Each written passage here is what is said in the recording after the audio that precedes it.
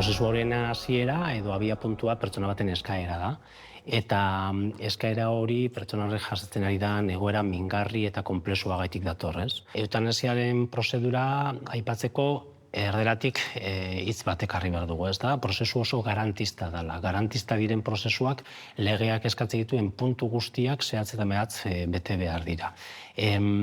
Prozedura, behin pertsona horrek eskaera egiten duenean, eskaera hori bere medikuaren aurrean egiten du. Mediku erantzule honek pazientearekin eskaera formala ez den eskaera hau egiten dionean, eskaera aztertu, aukerak baloratu, eta bere horretan jarretzen badu paziente honek eskaera formal bat egitea eskatuko dio.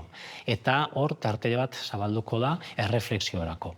Tarte horretan, 15 egun baino gehiago izan behar den tarte horretan, mediku honek kasua aztertu, baloratu eta txosten kliniko bat egingo du. Txosten kliniko hori baiezkoa bada, pazienteari horrela adierazi beharko dio, bigarren aldi baten berarekin egon eta bigarren eskaera bat egin beharko du paziente horrek. Eta horren ondoren, mediku erantzule honek, mediku konsultore baten iritzia eskatuko du. Gai horretan, gaixotasun larri horren gainean aditua den mediku bat. Eta erantzuleak egin duen moduan, txosten kliniko bat egin beharko du, baiezkoa edo ezezkoa.